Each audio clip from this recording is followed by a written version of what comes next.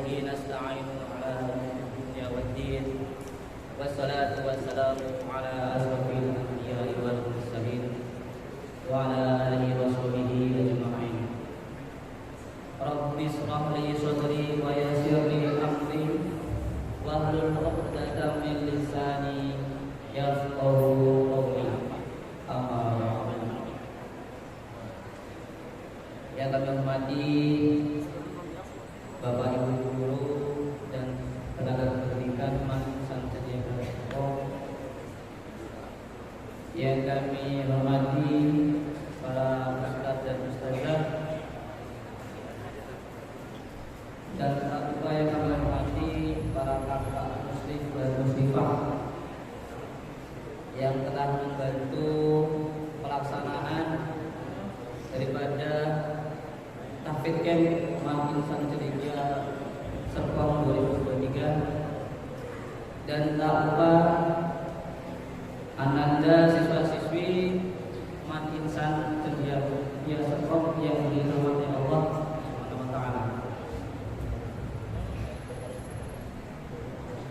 Pertama-tama marilah kita panjatkan puji dan syukur kepada Allah Subhanahu wa taala yang mana telah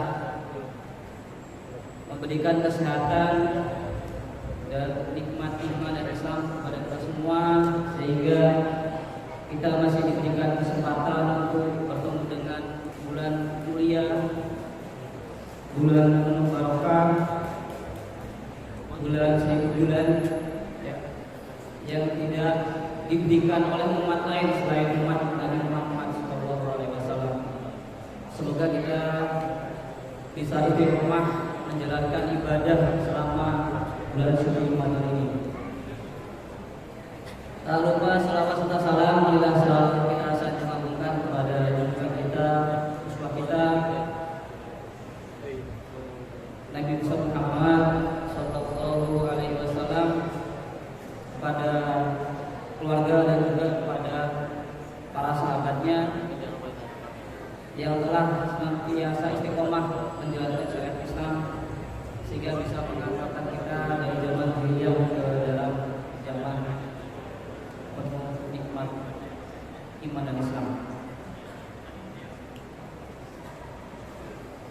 Bapak Ibu serta ananda yang dirahmati Allah, izinkan Bapak di sini memberikan ceramah kurang lebih mungkin 30 menit dengan tema nafsu yang harus dikendalikan ketika bulan puasa.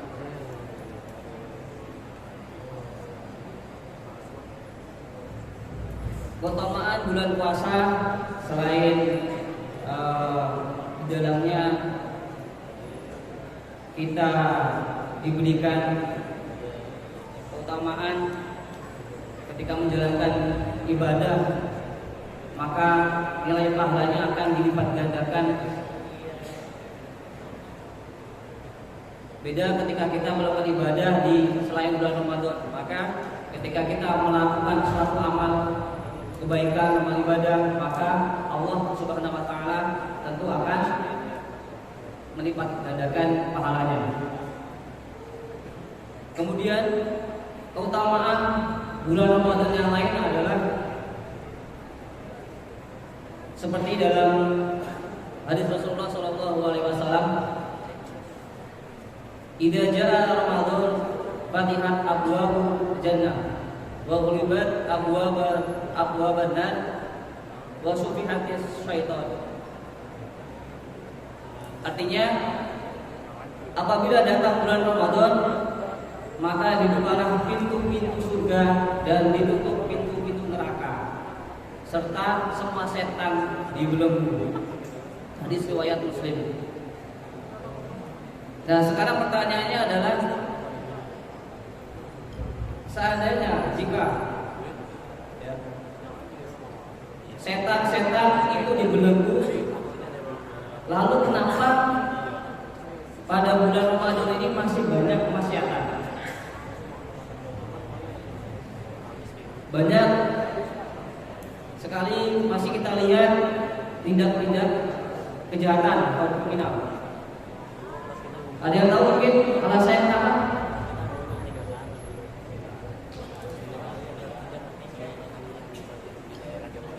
Apa alasannya?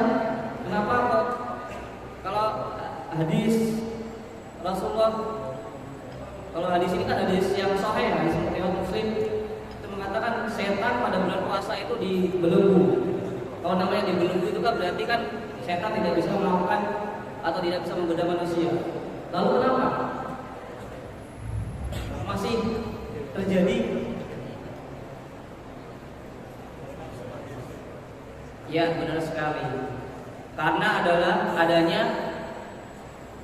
nafsu. Ya. Ada yang nggak punya nafsu di sini? Gani punya nafsu Gani? Punya nafsu kan?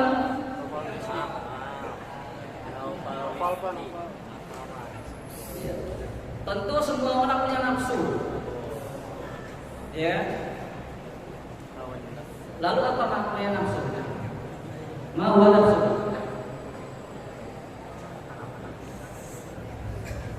Nafsu adalah suatu perasaan atau emosi kejiwaan pada manusia yang condong pada yang mengajak pada sesuatu yang disukainya. Jadi kalau kalian suka sama lawan jenis itu nafsu, suka sama makanan yang enak-enak itu nafsu, ya. Suka sama barang-barang yang bagus-bagus itu nafsu.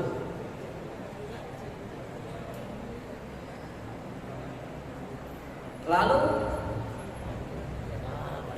ada berapa golongan nafsu? Menurut Al-Quran itu ada 3 ya. Ada 3 golongan nafsu yang ada pada diri manusia. Yang pertama adalah nafsu mutmainnah. Apa itu nafsu mutmainnah? Nafsu yang mengajak pada ketentraman hati atau kenyamanan hati. Jadi nafsu ini mengajak pada ketaatan kepada Allah. Ketaatan untuk menjalankan semua perintah-perintah Allah. Seperti dalam Quran, Bismillahirrahmanirrahim, alladzina amanu wa tatma'innul qulub qulubuhum bi dzikrillah ala bi dzikrillah tatma'innul qulub. Artinya orang-orang yang beriman dan hati mereka menjadi tentram dengan mengingat Allah. Ingatlah, hanya dengan mengingat Allah hati menjadi tentram. Surat Ar-Ra'd ayat 28. Allah juga berfirman dalam surat Al-Fajr, Ya ayyatuhan nafsul mutmainnah irji'i ila rabbiki radiyatan mardiyah. Artinya, hai jiwa yang tenang, kembalilah kepada Tuhanmu dengan hati yang puas lagi diridhoinya. Kemudian nafsu yang kedua adalah nafsu lawamah. Ini kebalikan daripada nafsu mutmainnah. Jadi kalau mutmainnah itu mengajak kepada ketaatan, lawamah adalah mengajak kepada ketidaktaatan atau tidak melaksanakan perintah Allah. Ya.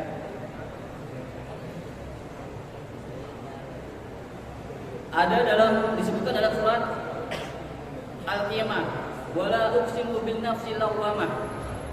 Aku bersumpah dengan menyebut nafsu lawamah.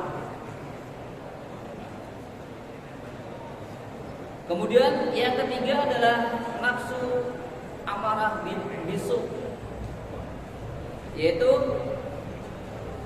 nafsu yang selalu mengajak manusia pada tindakan yang tidak dibenarkan oleh syariat, melakukan maksiat, melakukan perbuatan-perbuatan dosa.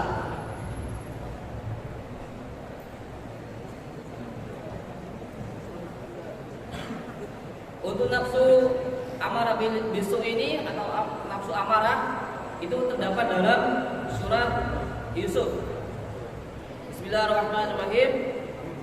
Wa ma ubarri'u nafsi inna nafsa la ummaratu bisu illa ma rahima rabbi inna rabbi ghafurur rahim. Yang artinya, dan aku tidak membebaskan diriku karena sesungguhnya nafsu itu selalu menyuruh kepada kejahatan, kecuali nafsu yang diberi rahmat oleh Tuhanku. Sesungguhnya Tuhanku Maha Pengampun lagi Maha Penyayang. Nah, ketiga nafsu ini tentu dimiliki oleh setiap manusia. Manusia akan lebih tinggi derajatnya daripada malaikat jika manusia bisa mengendalikan nafsu. Tapi manusia juga bisa berada pada level terendah yang lebih buruk derajatnya daripada setan jika tidak bisa mengendalikan nafsu. Nah, sekarang kemudian nafsu-nafsu apa sajakah yang harus kita hindari ketika bulan puasa? Ada beberapa nafsu yang sudah dikategorikan oleh para ulama, ya. Jadi nafsu ini kalau tidak dikekang atau dikendalikan, maka akan menjadi pintu masuknya setan ke dalam diri kita. Ya, walaupun sekarang mungkin lagi dibelenggu, tapi kalau kita tidak bisa mengendalikan nafsu-nafsu ini, maka setan akan lebih leluasa menggoda kita melalui pintu-pintu itu, sehingga kita akan menjadi budak nafsu. Lalu apa saja nafsunya? Nafsu yang perlu kita hindari itu, yang pertama adalah berlebihan dalam makanan. Nah, ini mungkin tidak kita tidak bisa melihat dari postur tubuh, ya. Orang yang kelihatannya gemuk sudah pasti, tidak pasti, belum tentu dia makannya banyak atau seakah. Tapi belum tentu juga orang yang badannya kurus mungkin dia tidak berlebihan dalam makanan.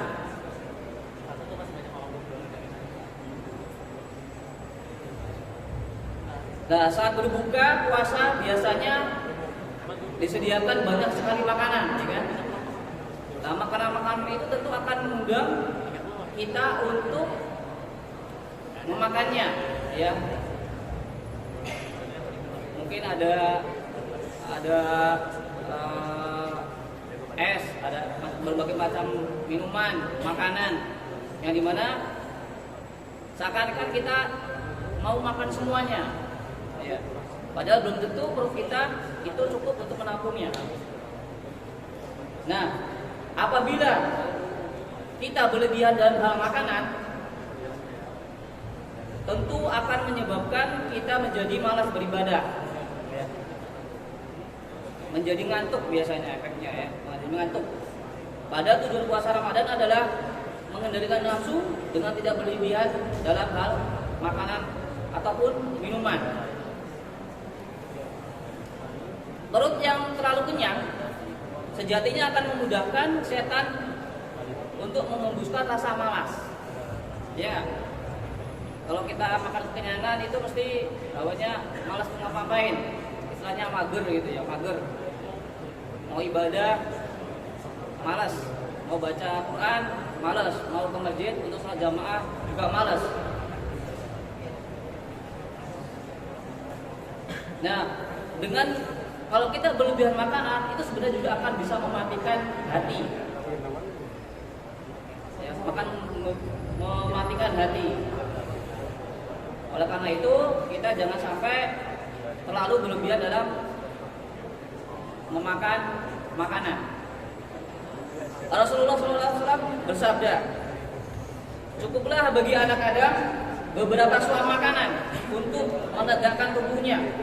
Jika ia harus mengisinya, maka sepertiga bagian lambung untuk makanannya, kemudian sepertiga bagian lagi adalah untuk minumannya, dan sepertiga lagi adalah untuk udaranya. Ini hadis riwayat Tirmizi. Adapun maksud dari hadis ini adalah Rasulullah SAW menjelaskan bahwasanya seseorang muslim hendaknya tidak makan dengan sekenyang-kenyangnya, akan tetapi hendaknya dia makan sesuai dengan kebutuhannya. Atau dalam hadis lain Rasulullah mengatakan bahwa makanlah ketika lapar dan berhentilah ketika sebelum kenyang. Jangan sampai kita kekenyangan sehingga menjadi sesak napas, sehingga kalau mau untuk aktivitas itu jadi malas. Kemudian Allah juga berfirman dalam surat Al-A'raf ayat 31, wa kulu washrabu wa la tusrifu innahu la yuhibbul musrifin. Makanlah dan minumlah, namun jangan berlebih-lebihan. Sesungguhnya Allah tidak menyukai orang yang berlebih-lebihan.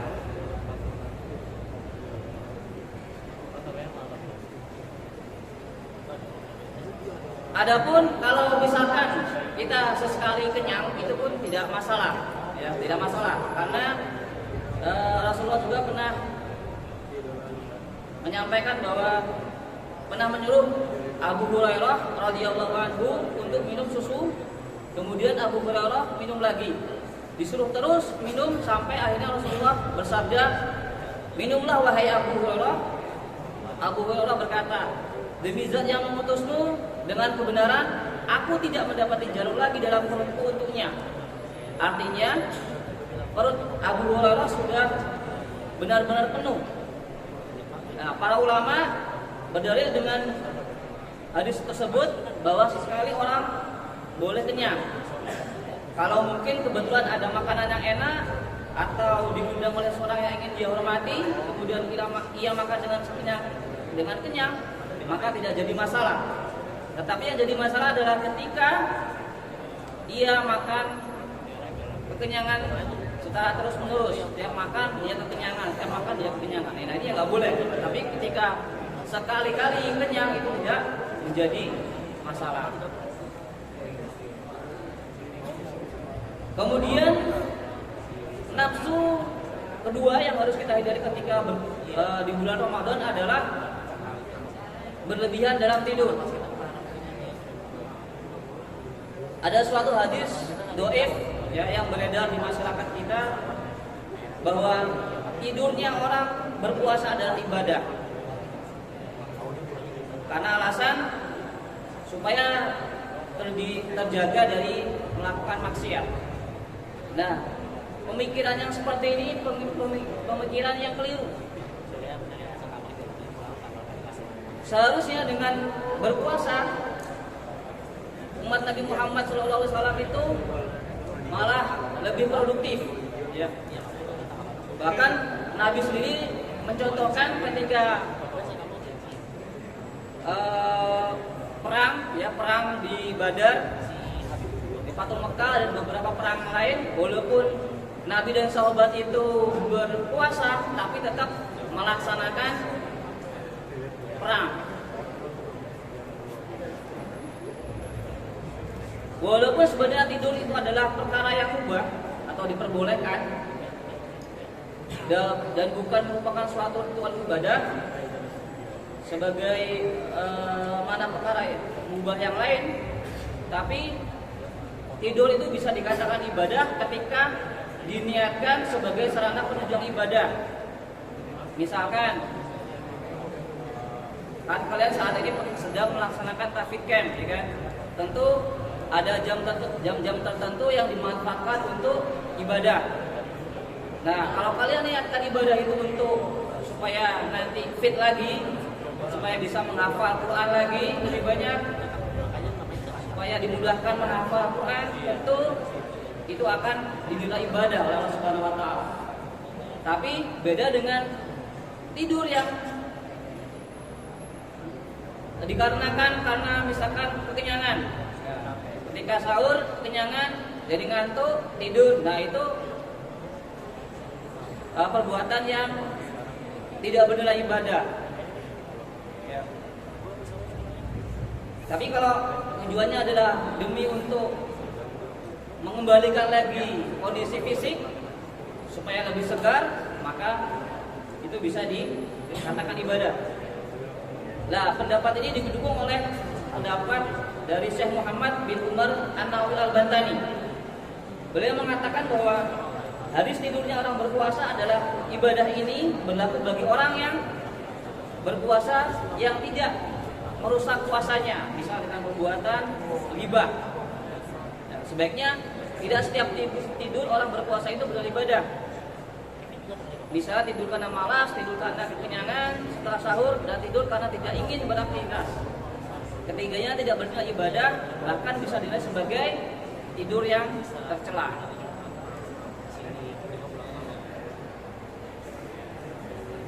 Bapak Ibu, anak-anak yang dirahmati Allah Subhanahu wa taala, kemudian yang ketiga adalah nafsu berlebihan dalam melihat.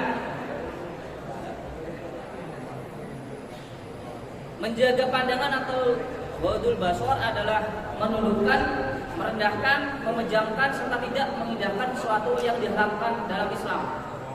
Perintah tentang ghadul basar disebut dalam surat An-Nur ayat 30. Yang artinya, katakanlah kepada yang beriman, kepada orang-orang yang beriman, hendaklah mereka menahan pandangannya dan memelihara kemaluannya. Yang demikian itu adalah lebih suci bagi mereka. Sesungguhnya Allah Maha mengetahui apa yang mereka perbuat. Menurut Ismail bin Fasir dalam buku Rad Al-Basar, beliau menafsirkan ayat tersebut bahwasanya pandangan adalah muara dari seluruh musibah yang menimpa manusia. Sebab pandangan bisa melahirkan pikiran-pikiran tertentu yang merujuk pada nafsu syahwat. Selain itu, pandangan merupakan bagaikan panah yang beracun dan sangat berbahaya. Hal ini sesuai dengan sabda Nabi Muhammad SAW, Inna nadrata sahmun min sihamin iblisa masmumun. Pandangan mata itu laksana anak panah beracun dari berbagai macam anak panah iblis. Hadis riwayat Hakim. Maksud hadis di atas yaitu anak panah itu bisa menawan hati, racunnya akan menjadar dalam tubuh. Jika tidak ditolak atau sudah diobati, racun itu bisa merusak bahkan mematikan hati.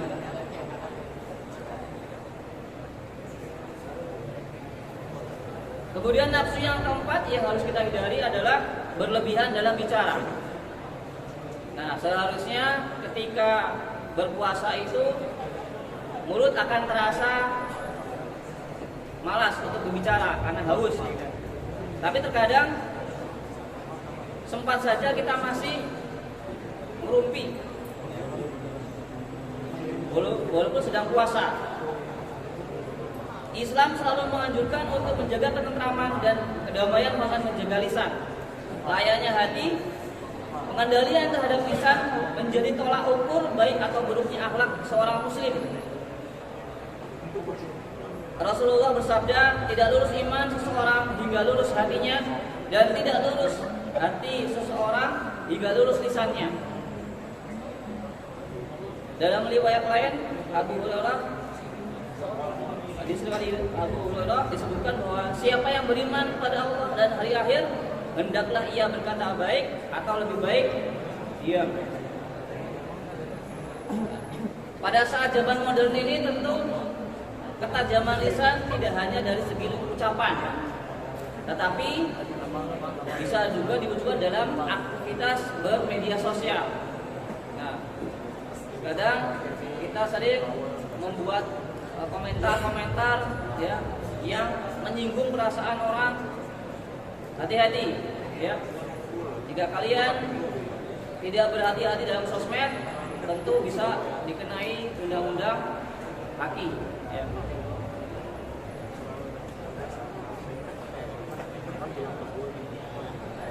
Seharusnya mulut itu digunakan untuk berbicara yang baik digunakan untuk tadarus, zikir, wirid, serta bersolawat. Pembicaraan yang terlalu banyak ujungnya adalah ghibah, membuka aib orang lain, bahkan lebih buruk lagi terjadi fitnah yang keji. Kemudian yang kelima adalah nafsu berlebihan dalam mendengar. Ini tentu ada kaitannya dengan poin yang keempat tadi, berlebihan dalam berbicara.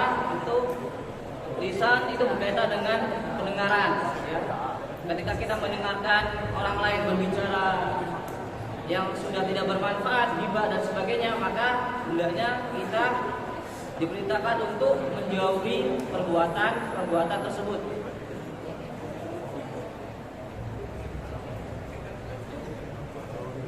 Pendengaran kelihatannya biasa, kita mendengar orang berbicara ghibah itu biasa, tapi ini tentu saja akan menimbulkan ghibah, emosi, marah. Karena dari pendengaran itu akan menyambung ke otak dan mengendalikan manusia. Maka mumpung di bulan Ramadan ini, malah kita gunakan fungsi pendengaran itu untuk mendengarkan kajian, mendengar bacaan Al-Quran, agar setan tidak bersarang di telinga kita. Kemudian yang terakhir adalah nafsu yang berlebihan dalam bergaul. Bergaul di sini maksudnya adalah sering melakukan kegiatan nongkrong. Fenomena anak muda zaman sekarang sering nongkrong, ya, ketika menjelang berbuka, terutama dia. Kalau kita lihat di jalan-jalan itu banyak yang nongkrong dengan alasan ngabuburit. Nah, seharusnya generasi muslim itu tidak nongkrong. Walaupun nongkrongnya itu di masjid, majelis ilmu, majelis sholawat dan sebagainya. Karena kalau kita nongkrong di jalan itu dilarang oleh Rasulullah SAW. Sebagaimana hadis Nabi, hindarilah olehmu duduk-duduk di pinggir jalan. Para sahabat bertanya, ya Rasulullah, bagaimana kalau kami butuh untuk duduk-duduk di situ, memperbincangkan hal yang memang perlu? Rasulullah SAW menjawab, jika memang perlu kalian duduk-duduk di situ, berikanlah hak jalanan.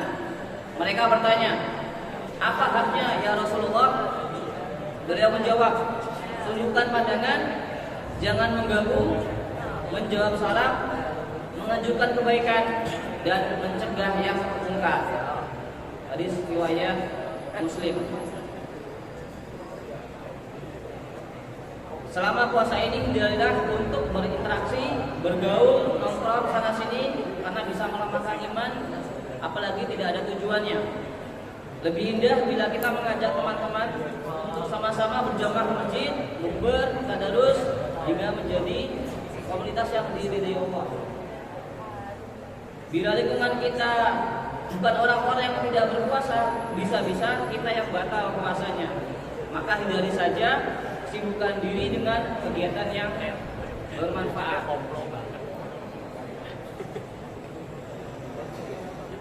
Bapak Ibu, anda yang dirahmati Allah, mungkin itu saja yang dapat Bapak sampaikan. Jadi tadi nafsu-nafsu yang perlu dihindarkan dalam bulan puasa ini, marilah kita hindari, biar amal ibadah kita benar-benar dilipat gandakan dan diridhai oleh Allah Subhanahu wa Ta'ala. Kiranya sedikit ilmu ini yang bisa Bapak sampaikan, semoga bisa bermanfaat dunia wal akhirah. Mohon maaf bila ada kesalahan. Akhirul kata, Bapak Rik, Assalamualaikum warahmatullahi wabarakatuh.